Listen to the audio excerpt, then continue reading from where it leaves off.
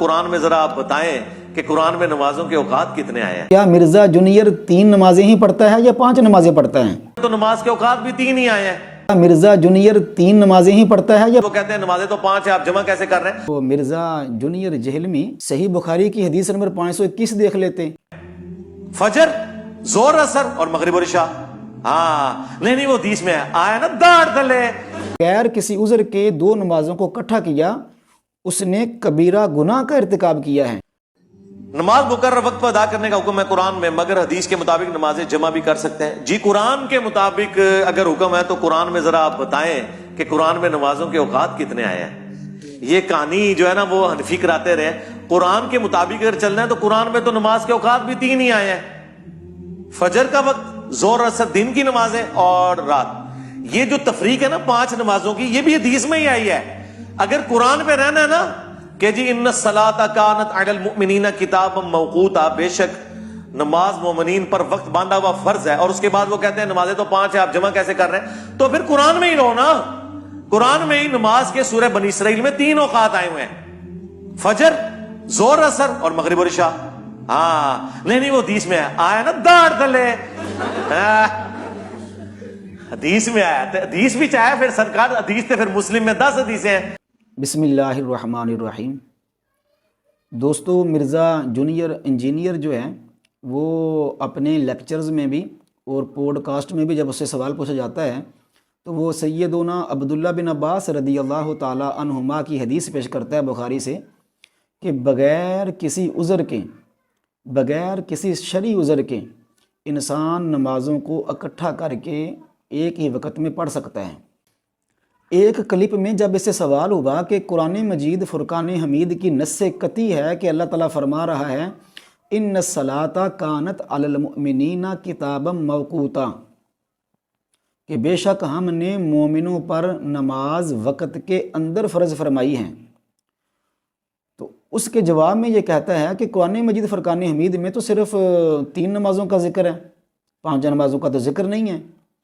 تو ہمارا مرزا جونیئر جہلمی سے سوال یہ ہے کہ اگر قرآن مجید فرقان حمید میں سے صرف 3 نمازوں کا ذکر ہے تو کیا مرزا جونیئر 3 نمازیں ہی پڑھتا ہے یا 5 نمازیں پڑھتا ہے؟ اگر قرآن مجید فرقان حمید سے 5 نمازیں ثابت نہ ہوں تو کیا اس سے یہ ثابت ہو جاتا ہے کہ نمازیں اکٹھی کر کے پڑھ سکتے ہیں؟ تو پھر احادیث مبارکہ میں تو اس کا واضح طور پر ذکر ہے کہ نماز اپنے وقت کے اندر ہی پڑھی جائے گی۔ اور اگر مرزا جونیئر جہلمی بھی دوسرے مسلمانوں کی طرح 5 نمازیں ہی پڑھتا ہے تو 5 نمازیں تو پھر احادیث طیبہ سے ثابت ہوئی ہیں۔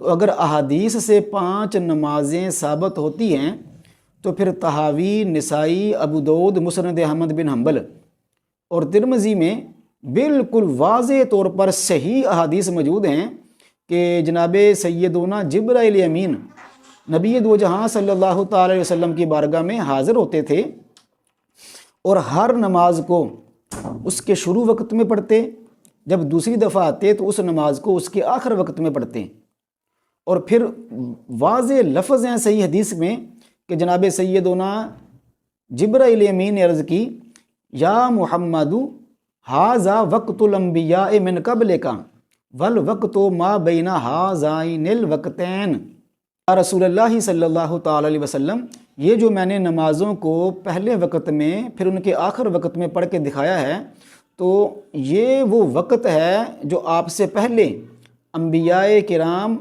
علی نبینا و علیہم الصلوۃ والسلام کا وقت تھا۔ والوقت ما بین ھذین الوقتین، ہر نماز کا وقت انہی اوقات کے اندر بند ہے۔ ویسے مرزا جہلمی نے رفع یدین کی بات کرنی ہو یا کسی اور مسئلے کی بات کرنی ہو تو بڑا منہ بنا بنا کر کہتا ہے جی محدث کا جو فہم ہوتا ہے وہی فہم ہوتا ہے، اور محدث نے جو باب باندھ دیا وہ اس کا فہم ہے۔ تو مرزا جونیئر جہلمی صاحب صحیح بخاری کی حدیث نمبر 521 دیکھ لیتے۔ امام بخاری علیہ رحمہ نے باقاعدہ باب باندھا ہے۔ مرزا جونیئر جہلمی صاحب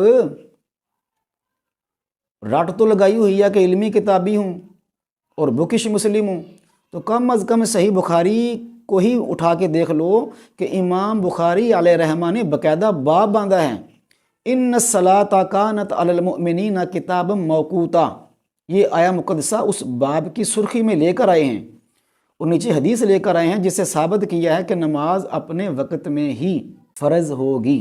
اب آ جائیے دوستو اس طرف کہ مرزا جونیئر جہلمی جو ہے بخاری سے سیدنا عبداللہ بن عباس رضی اللہ تعالی عنہما کی روایت پیش کرتا ہے کہ آپ نے فرمایا کہ بغیر کسی عذر کے نمازوں کو اکٹھا کرنا جائز ہے، اور جب ان سے پوچھا گیا تو فرمانے لگے کہ یہ امت کی آسانی کے لیے ہیں۔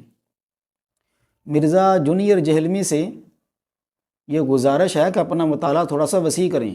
المستدرک للحاکم میں حدیث نمبر 1020 موجود ہے، کوئی اور صحابی رسول نہیں، یہی عبداللہ ابن عباس رضی اللہ تعالیٰ عنہما جو اس حدیث کو روایت کر رہے ہیں کہ بغیر کسی عذر کے نمازوں کو اکٹھا کیا جا سکتا ہے۔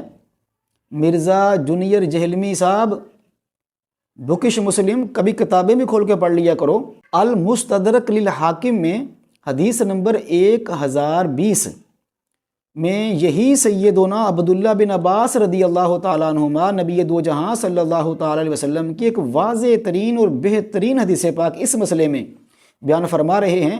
نبی دو جہاں صلی اللہ تعالیٰ علیہ وسلم سے یہ حدیث روایت فرماتے ہیں کہ جان رحمت صلی اللہ تعالیٰ علیہ وسلم نے فرمایا، من جمع بین الصلاتین من غیر عذر فقد اتی بابا من ابواب الکبائر۔ مرزا جونیئر جہلمی صاحب ان الفاظ پہ غور کریں، یہ وہی عبداللہ ابن عباس رضی اللہ تعالیٰ عنہما ہیں جن کی روایت بخاری سے آپ پیش کرتے ہیں۔